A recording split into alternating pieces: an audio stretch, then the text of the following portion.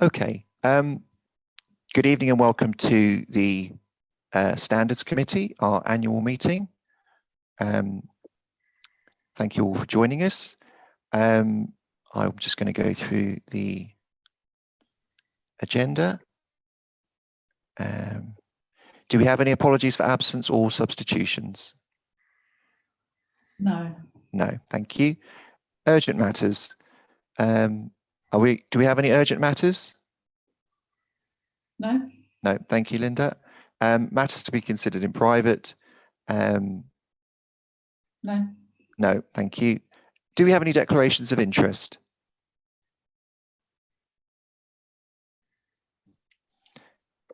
It would appear not. Thank you. If you change your mind, let me know. Item 5 is minutes of the previous meeting, or minutes of the meeting held on the 3rd of March 2020, which was last year's annual meeting.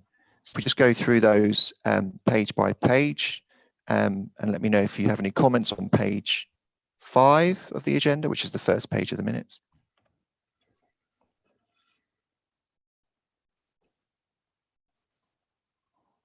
No, I'm then going to say page 2 of the minutes.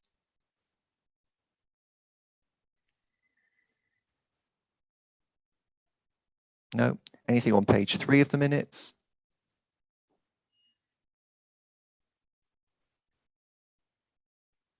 Anything on page 4 of the minutes?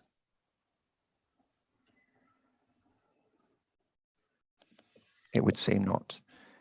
Okay, with that in mind, then are members happy to agree those minutes? Agreed, Chair. Agreed. Thank you very much. Any matters arising from the minutes? I think it is worth noting that one of the items under the annual review was for councillors to undertake equalities training. I recently did this myself, which was a very worthwhile session, and I think a lot of other councillors have now done that. So I think that's a positive action that has been taken forward from that. Okay. So the next item is item 7, which is overview of the council's freedom of information performance. Is that Lorraine who's going to introduce this item? Yes, hello. Thank you. Okay, well, what can I say? It's been an incredibly difficult year last year. Who would have thought a year ago, sitting in the Standards Committee, what was about to unfold in front of us?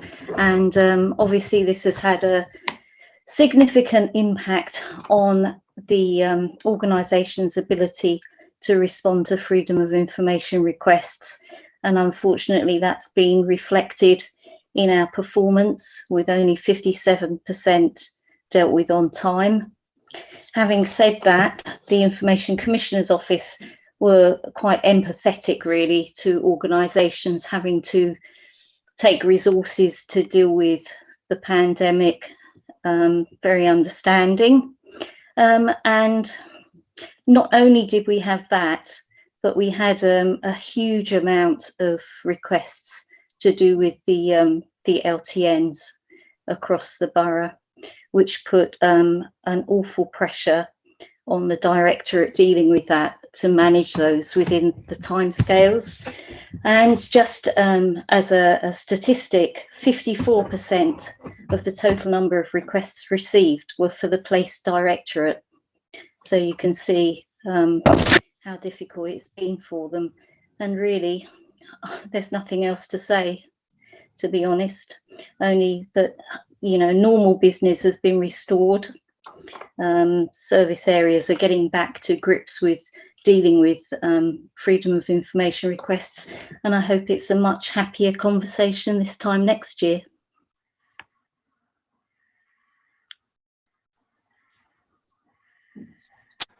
Thank you very much, Lorraine. Do any members have any questions for Lorraine?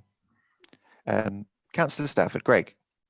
Thank you very much. I take completely your point about COVID having an impact on all service areas, including this one. But we did see a close to 20% reduction in the number of freedom of information requests, if I'm reading the table correctly. So it was a kind of a poor performance on a lower figure. When you say normal service has been resumed this year, what are you currently estimating as being the number of freedom of information requests coming in, do you think, and the percentage that will be on time? Well, hopefully we're always striving for 100%, but in reality, the Information Commissioner's Office says that 95% should be achievable. And before COVID hit, we were achieving between 90 and 95% on most months. So I'm hoping that we'll return to that. Having said that, I would also say that whilst the amount of requests have gone down, they are so much more complicated these days.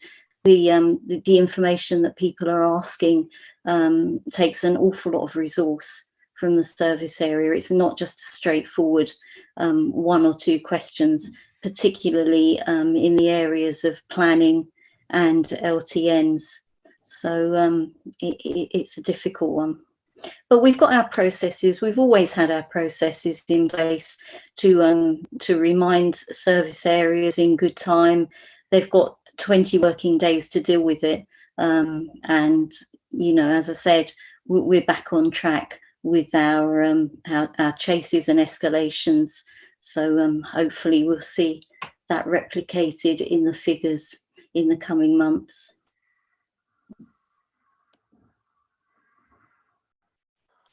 Are there any further questions or comments from members? So I have a question, please, Chair. My hand up function doesn't seem to be working at the moment. Please go ahead, Gareth. Yes, I was just looking at the number of place FOIs there, Lorraine, and I do have a deal of sympathy for you. As one of the councillors in Walpole, I believe I've probably received a lot of these or been copied into a lot of these emails, and I know the numbers that have been coming through.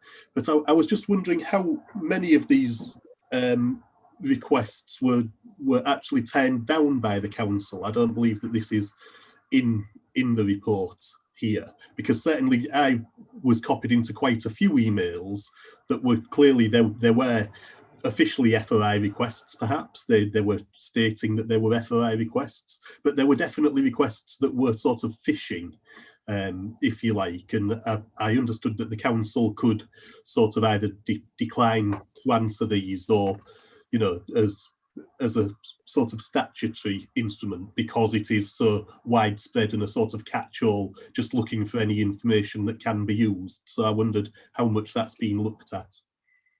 Yeah, that's a good question, but it's a difficult one, because the legislation says that if somebody requests information under the Freedom of Information legislation, then we're obliged to consider it, and we have to answer that as to whether we hold the information or not.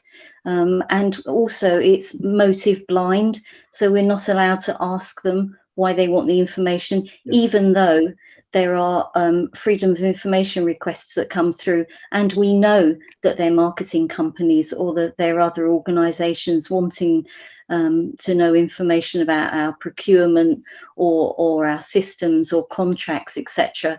But we aren't able to say we're not going to deal with that, because we do have a responsibility to answer those questions. Thanks, Lorraine. Okay. Would anybody else like to add anything? Any questions or comments?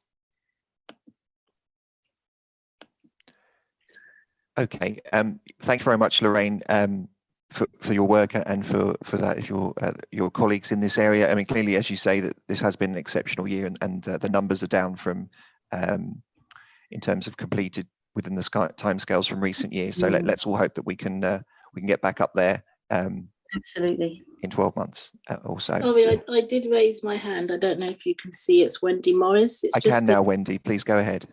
Thanks. So It's just a comment later on, please. I cannot see where to raise my hand from. Sorry, this is Umu. Okay. Thanks. Wendy yes. first?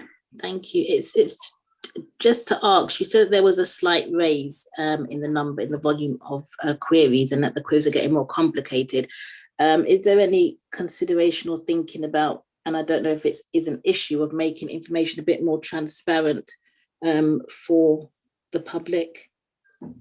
Yes, yeah, that's always a good one, and you know, we do publish quite a lot of information, but what you find is that these FOI requests are very specific, and they'll ask you the one thing that you haven't got on the website, but that's certainly an area that we could look at and improve on in terms of publishing more data relating to our organisation. But very often some of these requests, for example, it will be about a specific planning application that people aren't happy with, and you know, there's been a lot of planning applications across the borough that have attracted a lot of attention, and even though that information is on the website, they still want further information that perhaps hasn't been put there. So, but it's definitely a point, and it would make our life easier, because then we could just direct people to the information on the website for themselves.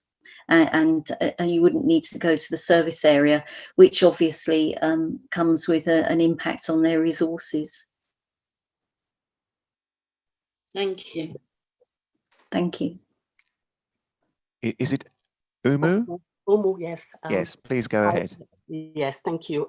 I've got two questions here, and they relate to the 57% of requests that were dealt with.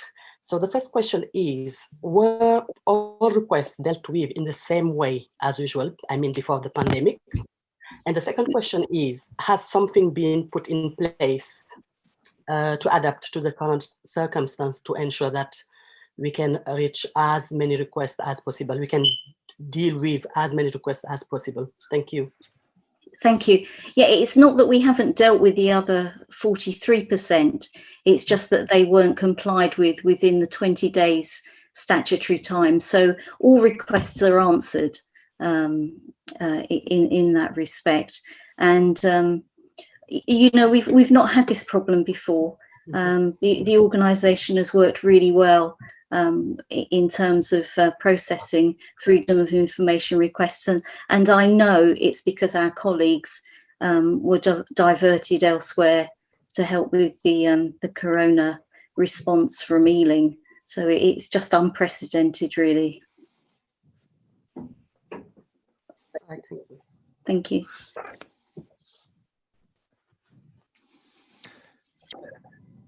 Okay, I just had to move location. Does anybody else have any further comments on this item? Yes. Gareth, you've got your hand up. Is that a legacy hand? I think I've got my hand up working, but I don't believe my camera's working at the moment. So sorry if you can't see me. I'm not sure whether you can or not. But I was just wondering as well, Lorraine, just thinking of moving forward. Obviously, there is, you know, there's sort of talk of moving from Percival House. And as we return back, there's probably more officers going to be working from home and so on, or in different locations. And I was wondering how you thought that might have an impact on being able to answer the FOIs. Obviously, this year's been exceptional, but do you now believe you've got the structures in place, or do you think that, you know, structures perhaps need to be sort of built or put in place to be more robust for future years when people might be in different locations? My personal opinion on that is that it's not because of people working from home that we've had a reduction in the compliance time. It is purely because the service areas that get a lot of requests, for example, social care, finance, highways, they've all had other duties to deal with the pandemic, and they just haven't been able to give the priority. If anything, I think working at home hasn't really made any difference. You know, I think if you'd asked me that a year ago, nobody would have known. But I think everybody's worked really well working from home, and I don't think that would have an impact on the compliance. It is purely the coronavirus response that we've had to deal with. Thanks, Louis. Thanks. Okay, there doesn't appear to be any further indication. So with that in mind, are members happy to note the report?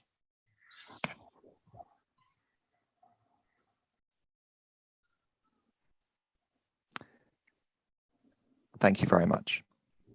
Okay. Thank you, Linda. So the next item.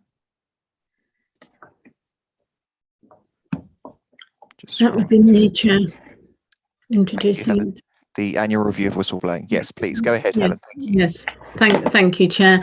I actually don't want to say very much. I don't think there's much to be said. It's quite a short and largely self-explanatory report.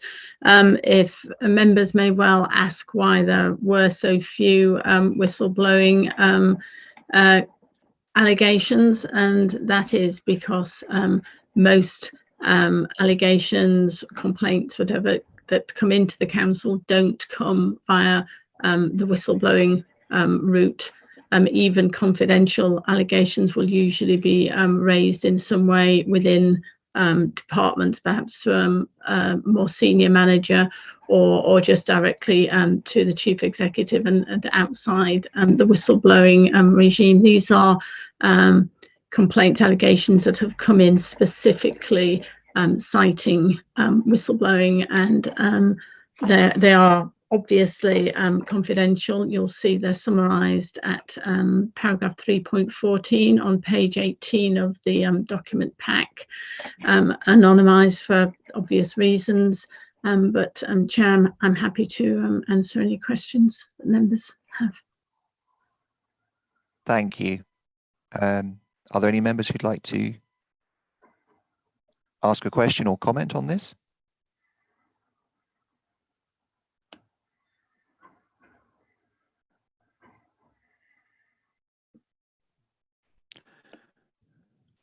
No one is indicating. It does, of course, remain a very worthwhile and part of the processes. So I think it is worth saying that. And the fact that there are so few, I take some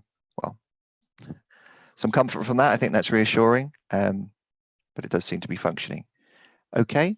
Final chance for any members to make comments or ask questions. In which case, can we note the details of the report? That is so noted. Thank you, Helen. Okay, moving through item 9. That's you again, Helen. Yes. That's me again. Yes, Chair. Thank you. This is a substantive piece of work for Standards Committee, as in normally this committee is much more accustomed to noting and commenting on, but this is actually asking you to do something substantive. 2 parts, Chair. First of all, many among you may have been aware that the LGA, the Local Government Association, produced a model code of conduct last year. It followed quite a lengthy piece of work commissioned following a government report, and the report that I've written sets all the background out, sets out all the background, Chair. I didn't bring I didn't convene a separate meeting during the year and bring this at the time, largely because the model code, which I've set out in Appendix 2 of the report, the model code actually doesn't include any requirements that are substantively different to the code that Ealing Council already has. The reason for that, Chair, is that when the Localism Act, the Localism Act 2011, when that came in, nearly 10 years ago now. Ealing at the time, and we set up a working group, and a cross-party working group, and at the time the decision was made in Ealing that we wanted to go beyond the statutory minimum. The statutory minimum is literally sets out, it says you have to have, members must comply with the 7 principles, and then with the declaration of interest requirements. Ealing at the time said no, we want to retain quite a most of the elements of the old code that we had, which went considerably above and beyond the statutory minimum. Nationally, probably a majority of councils sought to stick with the minimum, the statutory minimum. The LGA exercise recognises that isn't really best practice. It's not very good. So the LGA is now recommending that everybody does do what Ealing has actually been doing for the last 9 years, which is have a more comprehensive code.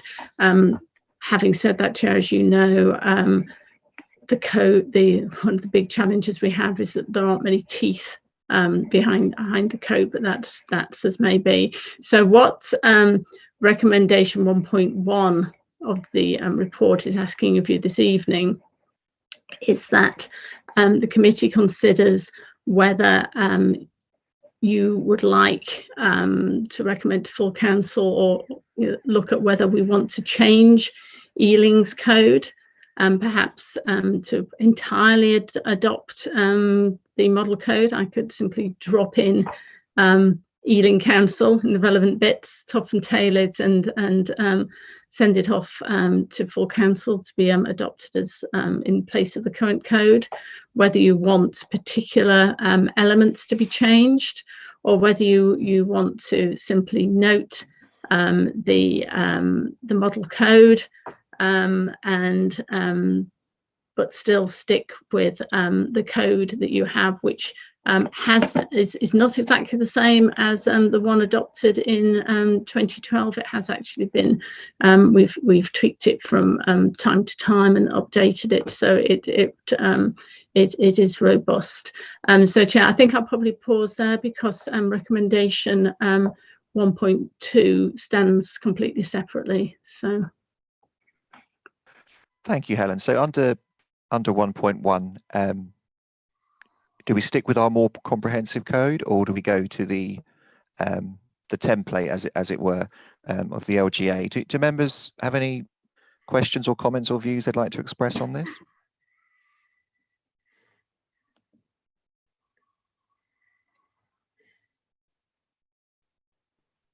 Greg, please. Yes, so I'm not particularly fussed either way in terms of it, because as I think Helen says, they do cover much of the same ground. I suppose my only quibble, if that's the right word, with the proposed code from the Local Government Association is around the word respect. In our code, it doesn't define the word respect in a kind of airy-fairy term. It lays out exactly what you must and must not do. So, for example, it says, quite rightly, you mustn't breach equality enactments, you mustn't bully anybody, you mustn't intimidate anybody, etc., etc. Nothing to do to that compromises the impartiality of those you work for, etc., which is absolutely right and proper. Whereas the code of conduct, the model code of conduct, slightly looks at defines respect as in polite. I think the words that used, let me just find it now, is something like politeness and courtesy, and whilst obviously in an ideal world, politeness and courtesy are quite right things to do, the definition of polite and courtesy is pretty subjective between persons. I might think that I'm being perfectly courteous. Someone else might think that I'm being downright rude. So that worries me, and I think that opens us up to a lot of, or certainly opens up the legal officer, and then potentially, if it goes further, to others, to a lot more debate as to whether someone is or hasn't breached the code, whereas ours is much more clear in the specific thing. So, you know, I don't mind which we adopt, but I think in terms of definitions, I think ours is much more tight, and I prefer ours in that sense. Thank you. Gareth? Thanks, Chair. Yes, I was just going to sort of say, I think that some of the definitions that we have in, similar to Councillor Stafford here, I think some of our definitions and the actual code of conduct itself is a little bit more straightforward and perhaps more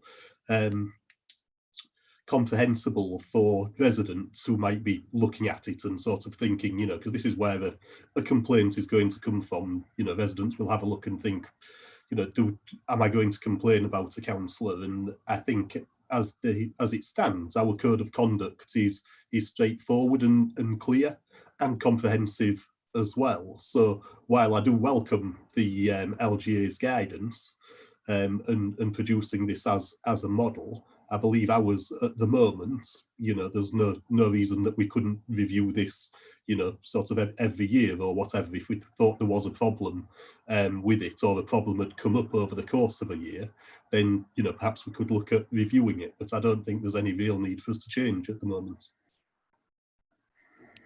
Thank you. Any further views or comments? So it sounds from that, and my own view as well, is that we will retain the current code with the tweaks that Helen has suggested or have been made, and then we'll review it in 12 months' time. Does that seem like a sensible approach? Yeah, I agree with that, Chair. Okay. Is that agreed then? Agreed, Chair. Agreed. Thank Yeah, you. agreed. Helen, did you want to say something about 1.2? Yes, Chair. This is the other part of the report. That is our adopted procedure for standards procedure. And Chair, although just to be clear, there weren't any changes to the code that I was directly recommending in this report. I was just suggesting that the committee consider whether you would like to see any. And the code has been tweaked over the last 9 years as circumstances have dictated. What has not been tweaked or updated since it was adopted in 2012, and Whisper It, I actually drafted it, so it's I've been here a while. What hasn't been changed, Chair, is the standards procedure. And again, back in 2012, this was it was new. It was something that was we were required to do and do differently. So it was an original work and really hasn't been touched. However, this time while I was looking at the code, I did take the opportunity to suggest a refresher to the procedure. And Chair, I should add that my mind was focused because members will have noticed from item 10 on the agenda that I've been quite busy over the last month or so, catching up and dealing with all sorts of complaints. I think all LTNs related, but I've spent a lot of time poring through reports, dealing with them, and considering the procedure that authorises me to do that, and what is the best way of approaching that. And Chair, as I suggested earlier, I've been dealing with standards matters for quite a while now. I think I'm experienced and bring quite a strong common sense approach, and I have Omu and Wendy to just keep it real and challenge me. We're forthright with each other, and we do disagree, but I think in a respectful way. But Chair, when I was doing this, I did think that actually it's right and appropriate that I touch base with members. The changes that I put in reflect largely how I and the independent people have been interpreting the procedure, but I don't think that the procedure is as explicit as it could be. So it's really my opportunity, Chair, to check in with the committee that I am approaching things, I and the independent people are approaching things in the way that you want me and the independent people to be approaching them. And I'm suggesting some changes that will make that clear. And having said that, those are my suggestions. I would very much welcome the view of the committee as to whether you think there are things that I should be doing differently, or more generally, if it's a good opportunity to review the procedure. It doesn't have to go to full council for adoption, Chair. It unlike the code, because it doesn't form part of the constitution, it would be adopted by this committee, and that would be fine and appropriate, so the decision could be taken this evening. Thank you, Chair. Thank you, Helen. Does anybody have any comments or questions on the changes? Yes, Greg. Apologies, I have quite a lot of comments, questions, concerns on this.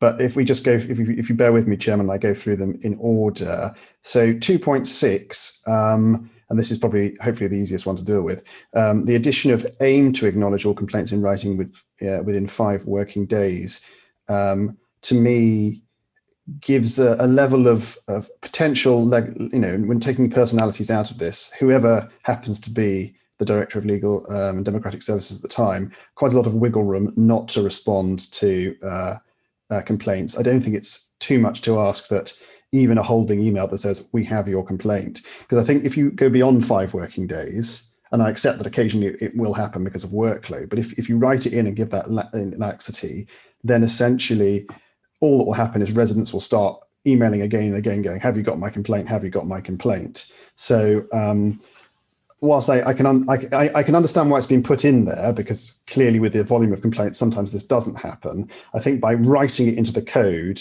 it's probably a step too far. So that's that one. Shall I just carry on?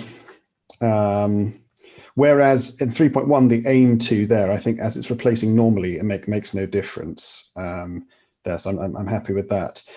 Greg, sorry, yeah. I don't know, because you said there's a long list, it might be There better is. if Helen, it might be better if rather than dealing with them all at the end, we might lose track of some of those. Helen, did you want to respond to that? Yes, Chair. I am in terms of 2.6, the timetable to acknowledge complaints. I don't think I've ever breached this.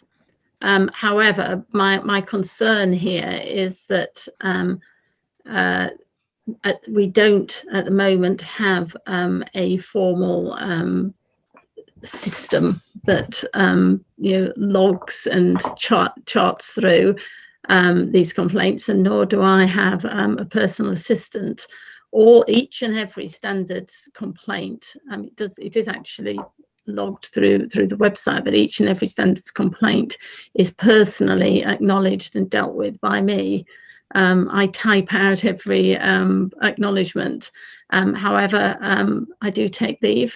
I'm not ill very often, but it could happen. And there could be some other reason why. And I just thought, I think I had in mind here that I've again, thinking LTNs, I've had my little taster of what I know members have had in terms of quite aggressive pushback in terms of how I'm dealing with some of these complaints and how I'm responding to timelines. And it did just occur to me that if I hadn't responded to particular individuals within 5 working days, that some of them might have got quite aggressive under the procedures. So, but I mean, if you want to leave it like that, I can live with it.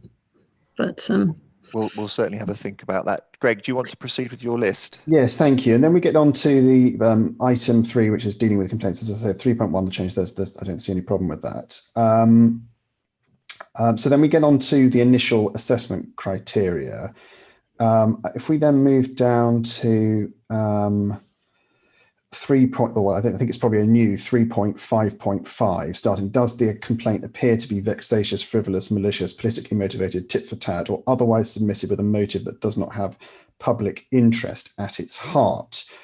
Whilst I can understand the inclusion of vexatious and frivolous, even if the complainant is malicious or politically motivated or doesn't have the public interest at its heart, if the code has been breached, even if the person bringing the complaint is not pure of heart, surely that should not rule it out as being a valid complaint. And I'm just worried that seems to suggest that. So one could say, for example, let's say there is a Labour councillor who has done something allegedly wrong, and a Conservative councillor complains about them. Now, one could say that was politically motivated.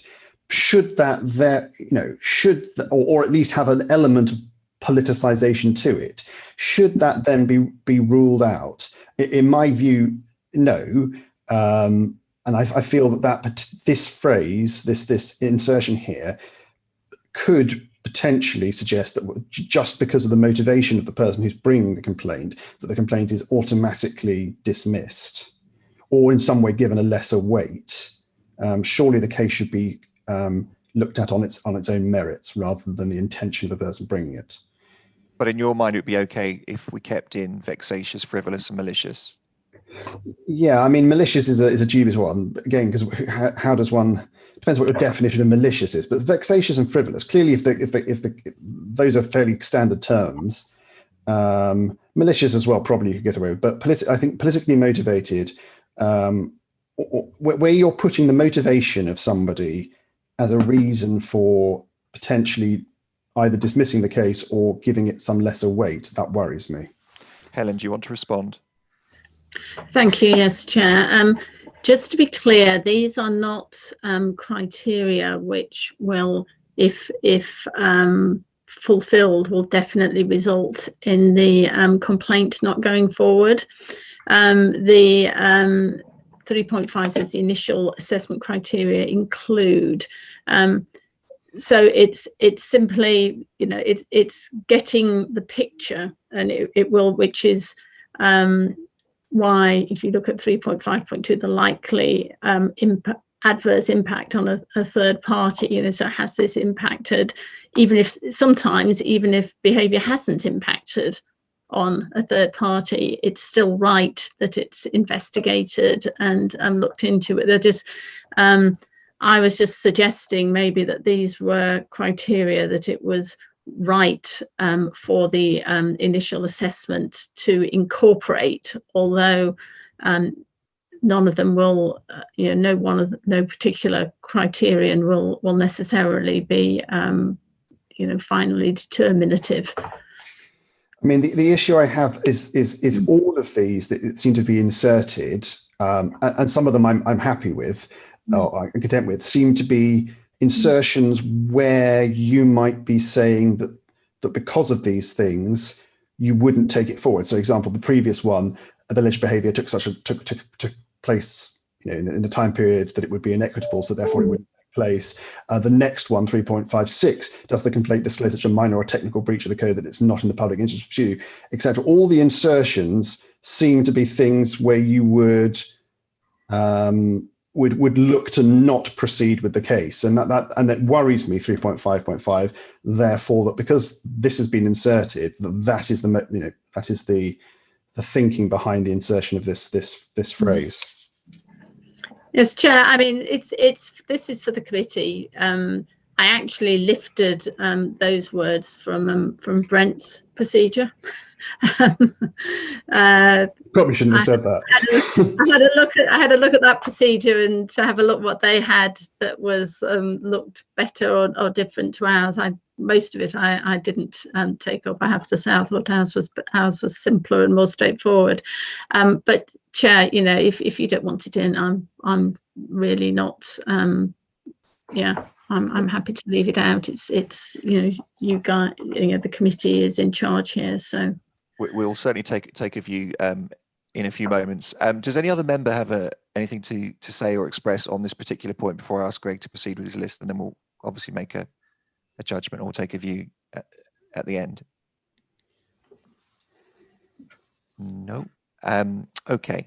Greg, do you want to proceed? Yeah, I think I'll. I mean, I think I'm perhaps being pernickety about some of the others, so I will just, for sake of time, I will move on to I think probably the final one that I have, which is on page 49 of 82. It's 6.6 under the Standards Committee hearing. So this is where there is more than one complainant. This is a new insertion. It will normally only be appropriate for one person to give evidence, etc., etc. What I'm not clear on that is, so for example, if there are a number of complainants who have complained about something and are not in any way collaborating in their complaint, how will those people be informed or decide who is going to give evidence, and you know, how does one do that? So for example, I can see the thinking behind this. So for example, in a planning application, usually they get together. However, this is potentially it could be a sensitive thing, and people might not want to know, complainants might not want to know to tell other people, including other complainants, that they have complained. And I'm just trying to understand how one would work 6.6 without disclosing to other residents that somebody else has complained about them, to ensure that, you know what I'm saying. I'm being slightly convoluted here, but you know what I'm saying here. Helen, yes. Thank you, Chair. I think this might be poor draftsmanship by the draftsperson here, namely me.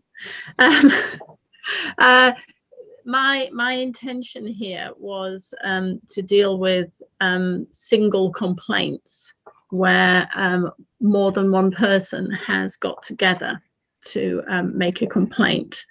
Right. And there is actually, I don't want to go into details because it's confidential, but Councillor Stafford and Murtagh and Nagpal will be aware of one that is coming to the Standards Appeals panel next week, and that was actually what prompted me to make this suggestion, where a group of people have together made a complaint, and I think from memory there are 28 of them.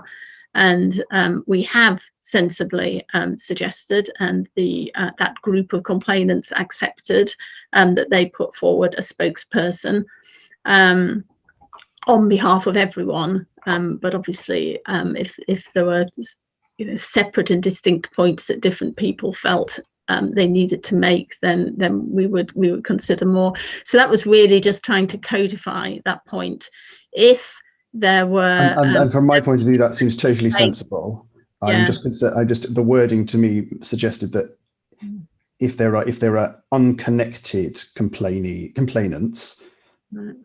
That wasn't my intention. The unconnected complainants would I think be making separate complaints, and would each have a separate hearing in relation to each of their separate complaints, so they wouldn't right. be together for any reason, unless they were so closely connected that the committee or panel felt that they should be heard concurrently.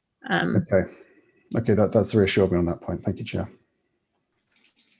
I'll leave it there, Chairman. Thank you. Thank you. Does anybody else want to add to this particular discussion before I go back on the points highlighted by Councillor Stafford thus far? Oh, Wendy, please.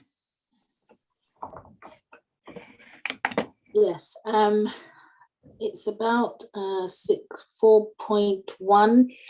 I just thought maybe consideration could be given to setting out who would be appointed, where the pool of investigators would come from. Maybe just to state that there's no biasness and it will be objective and there's no conflict of interest in that investigator. Helen, do you want to respond? Yes, thank you, Chair. That's why we have independent people, so you can make points that wouldn't have occurred to me. In practice, the pool of investigators, because I'm the Director of Legal and Democratic Services, I have never appointed an investigator. Well, only one, all but one of the appointed investigators have been lawyers of differing levels of seniority within my legal services team. I usually try and sell it as a development opportunity. But on one occasion, we appointed a professional external person for one particularly high-profile and difficult investigation. So I'm not quite sure how I'd phrase that. I mean, I could envisage potentially there might be a situation where I might want to venture further afield to perhaps to the audit and investigations team if I could persuade them to get involved. It's not usually a job for which there's a lot of competition, I have to say. Hence, so I'm not sure how I'd phrase that. I'm certainly open to suggestions, but I would never knowingly appoint someone who had any direct connection to the complaint. And I think if I did, that would be vulnerable to challenge from the complainant. Yes, but I was just thinking, just to make it a bit more explicit, that there is no connection, even if it is to say that to appoint somebody with no connection to, so that there is a bit more satisfying the public again, or the community. I could certainly add something in if that was what the committee would like to see. Thanks. Shall we agree that, committee? To add something to make that more explicit? Yeah. Okay. Good. Thank you. Okay. Councillor Tim, sorry. Yes, can I please. just add a quick question? Go for it, please. That came to my mind whilst listening to the question and to the answer. Basically, it's relating to the evidence that is gathered by the investigator. I believe that it's all up to the investigator to gather the evidence, to decide what to keep and what not to keep. Or if this is not the case, is there anybody else, maybe the monitoring officer, the director of legal services, who also has access to all the evidence gathered before the decision is made, whether or not to? So that's where really I would like to know if there is anything specifically done on that matter. Is it only one person deciding what to keep or not? Or do we have another person having access to everything else and who can give a different view maybe? Thank you. Helen? Sorry, Amu, are you talking about the investigation or Yeah, the right? Because exactly. what happens in practice is that I commission the investigation. I'm first of all.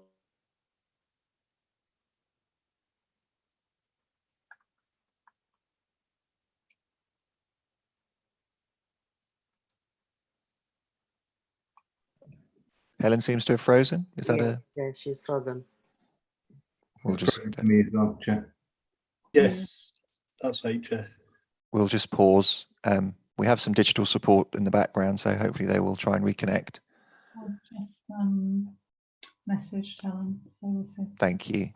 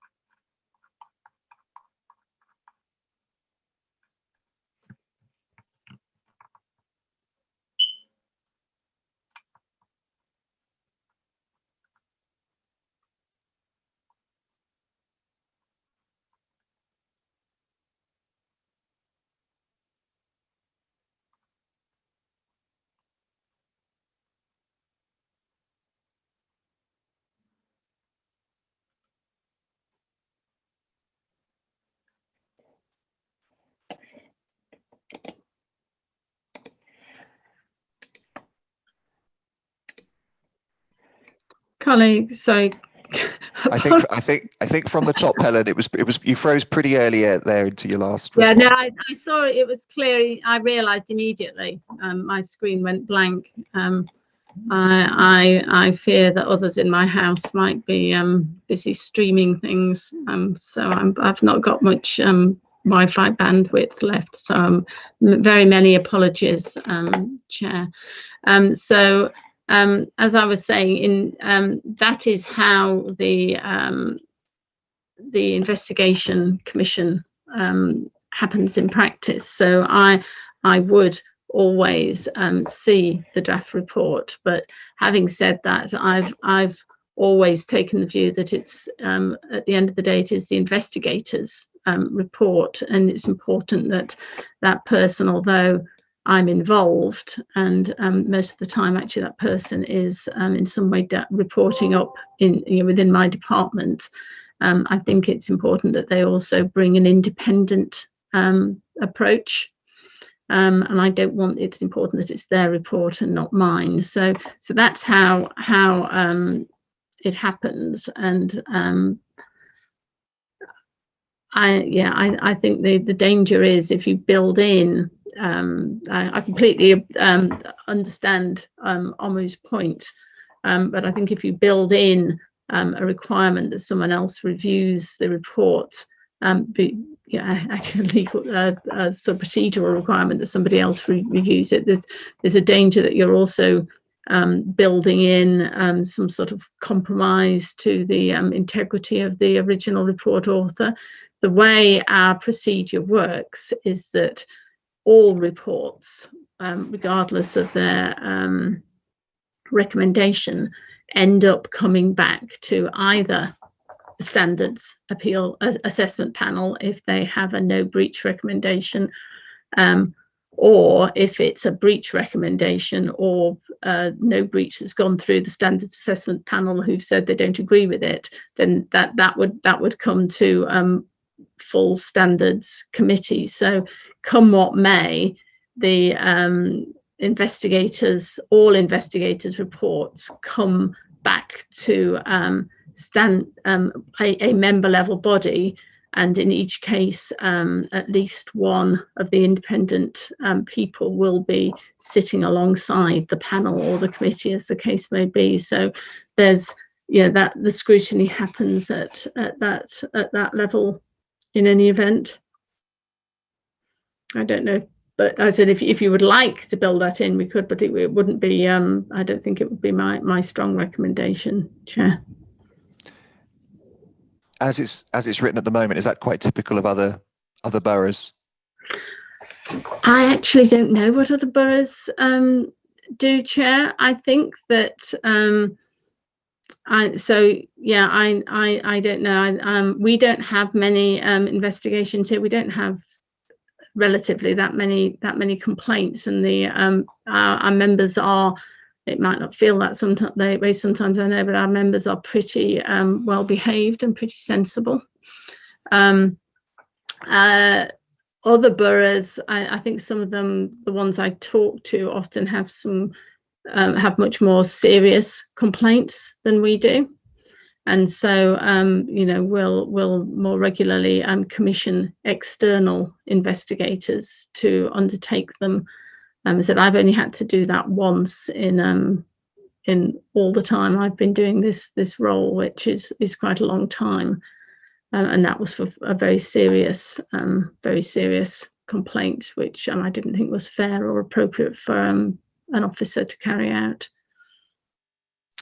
Did you want to come back, Uma, on this? Yes, please, Chair. Just a small precision. In fact, my question relates more to what happens before the investigators report, which is the council or the standard or committee or the assessment panel.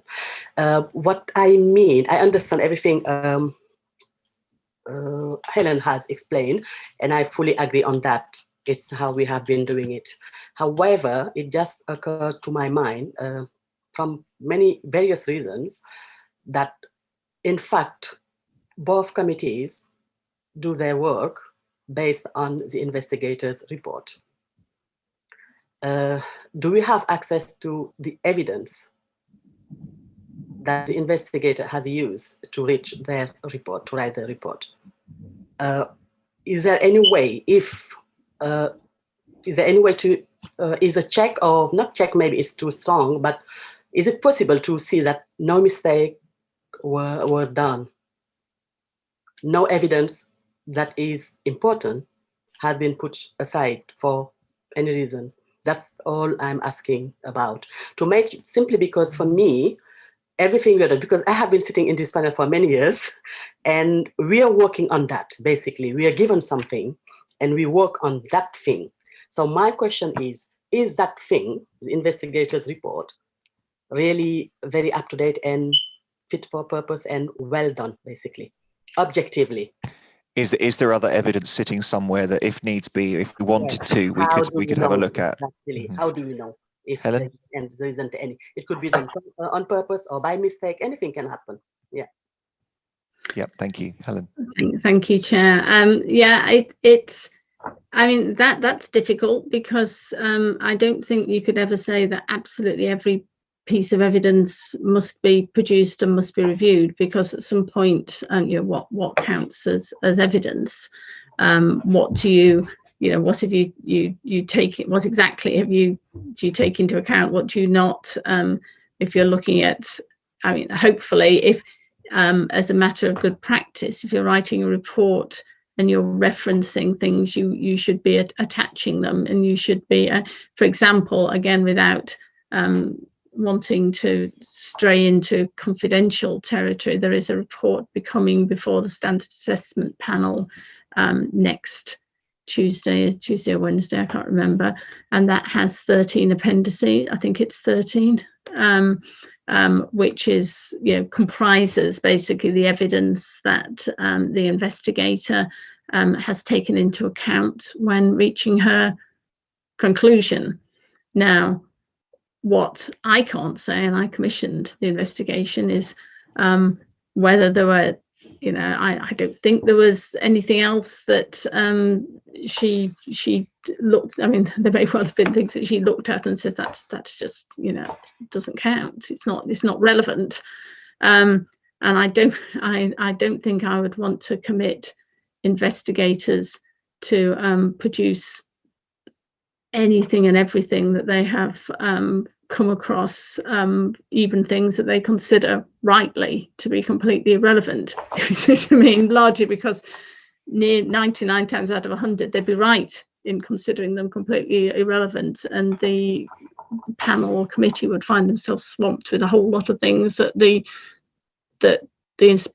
investigator thought were irrelevant and actually are irrelevant. So and I think that in the case of the panel next week, probably 13 appendices is enough. But I mean, we could perhaps put in a sentence which says that investigators' report will include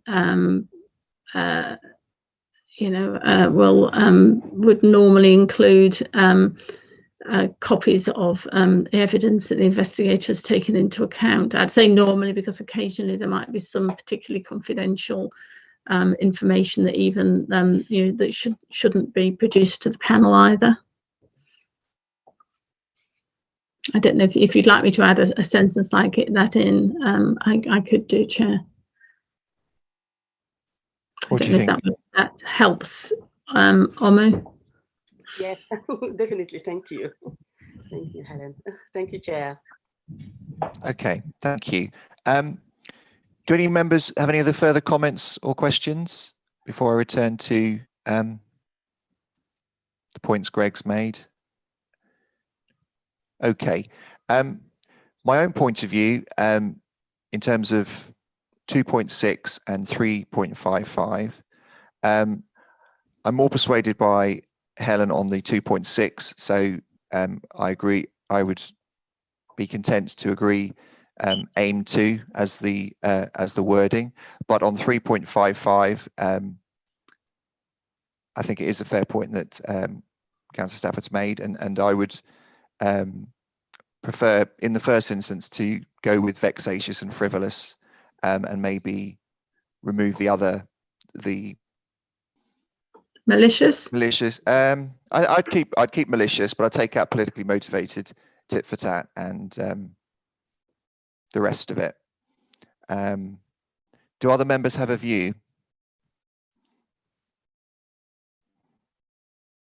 And I'm also saying that the other print throughout, which hasn't really been challenged or addressed, I would keep as in this updated version. Do any other members have a view? Okay, so Gareth, thank you. Yeah, sorry, Chair. Yes, I just thought I'll come in there that I would tend to agree with you, there, Chair, and I, I believe, I'm quite sure, Helen, that these terms are all, they're sort of quite well known and legally defined. As a lawyer writing this, then they're quite sort of explanatory in what they are and what the legal terminology is, I'd have thought.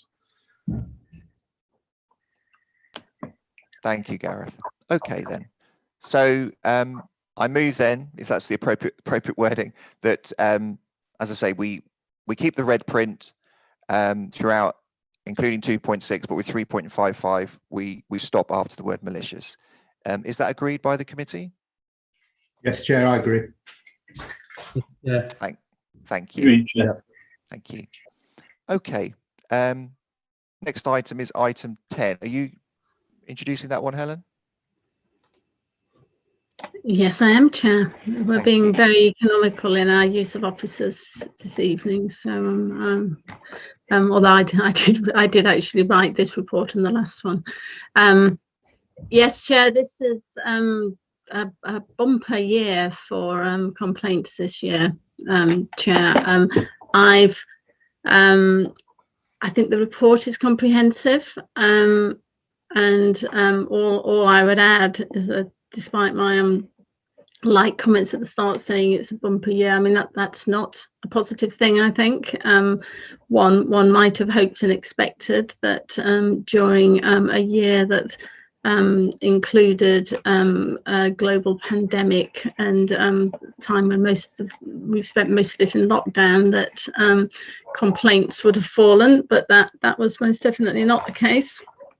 However, if you take out LTN related complaints, they definitely have. So, Chair, I think I've drawn my conclusions such as they are within the text, and I'm happy to take any questions. Just specifically, again, I put this in the text just to thank Wendy and Omo for their support as ever. It's the complaints have come thick and fast this year, and their support and wise counsel continues to be very much appreciated. I would certainly echo that thanks, and thanks to everyone for their work throughout the year. Do any members have comment? Yes, Greg, please. Sorry, I'm being a real pain this evening. I think we should agree the report. I just have a question. I don't need to know the details of the case, but in the summary complaints of the case, there are a couple, and I just draw it to complaint 1 in the appendix, which is 59 of 82. The reasons that actually you, Helen, didn't take this forward was that the allegations, and I just quote, appear to relate entirely, where are we? Read it with him. Yes. They do not relate to actions taken by Councillor 1 in the course of their work as a councillor or otherwise on behalf of the council. I don't want to know the details of the case, and it's not appropriate for me to do that, but in general terms, is that a usual, I was surprised to read that, is that a disbarment from taking forward for a case? So I'll be flippant here now in a morbid way, but let's say a councillor, committed a terrible fraud or assaulted somebody.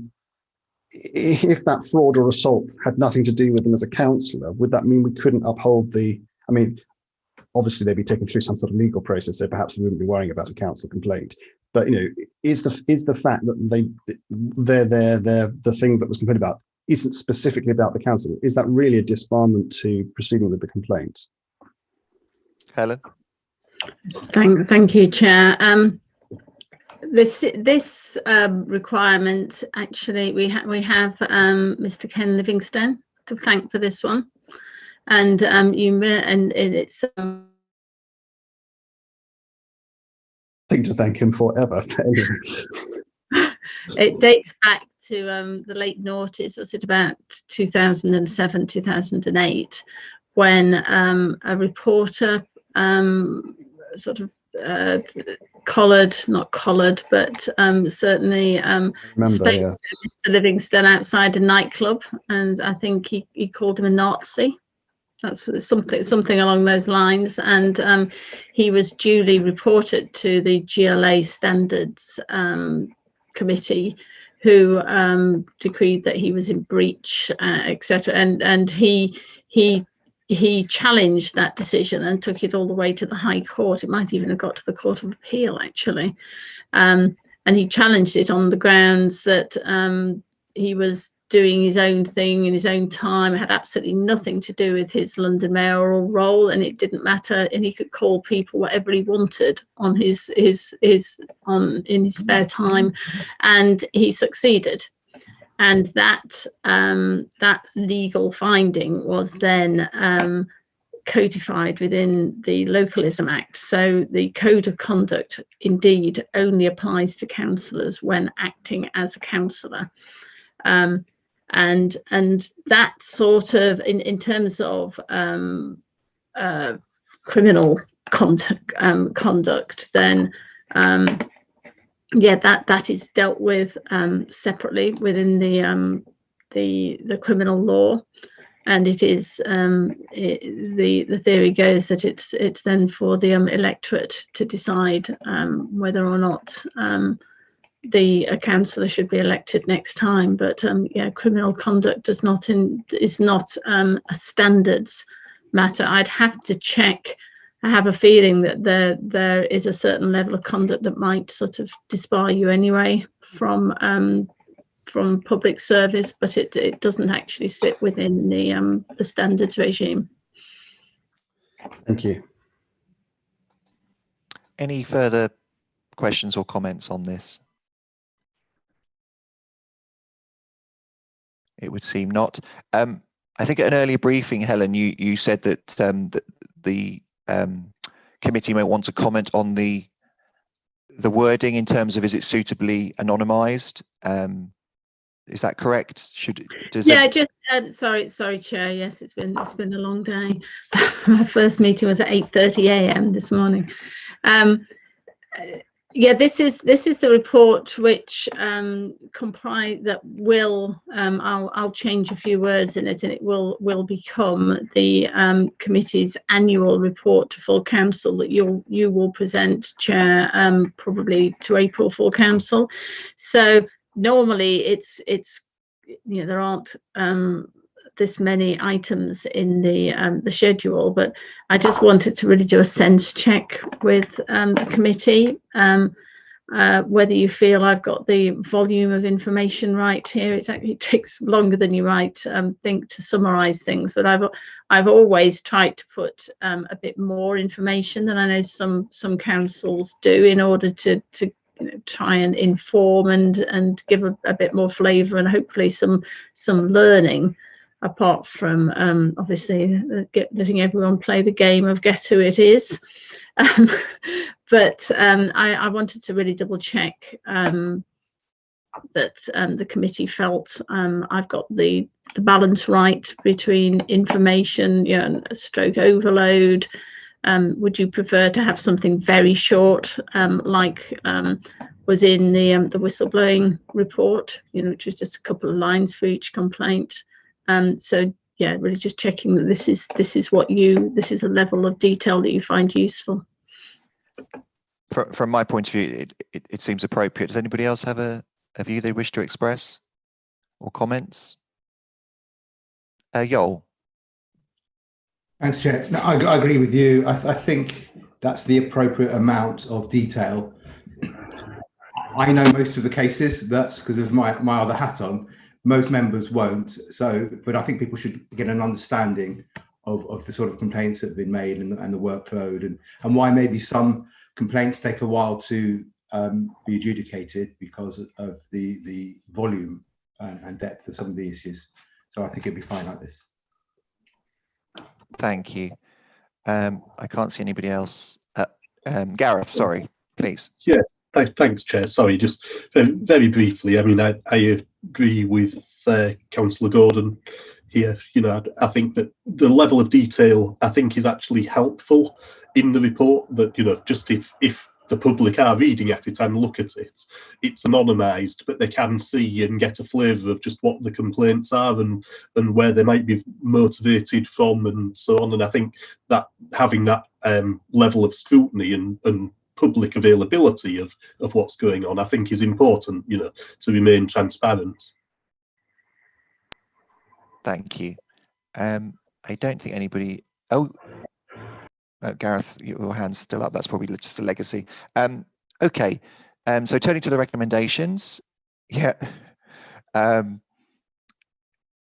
we happy to note the work and agree that it be presented to full council in April? Agreed. Agreed, Chair. Thank you. Agreed. Thank you. I'm scrolling through. Is that the last item, Helen? I'm trying to. It would appear so. Yes, Chair, you're done. Your work Great. here is done. So yes, it has been a long day for many of us, and thank you everyone for this evening for your work throughout the year. We are reasonably well behaved. That's why we don't have to have those scheduled meetings. Most of them get cancelled because there's no cases to answer, although we do have one coming up.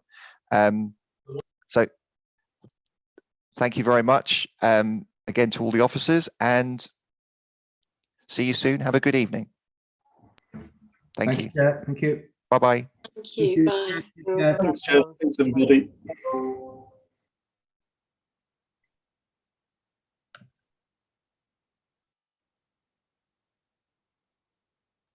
Thanks, Linda. Thanks, Keith. Yeah. Okay. So yeah, I've got, I guess, yeah, I think that was straightforward, wasn't it? Yeah. That was good. Okay. Okay. Thanks a lot, guys, and see you soon. Yeah. Yeah. Good night.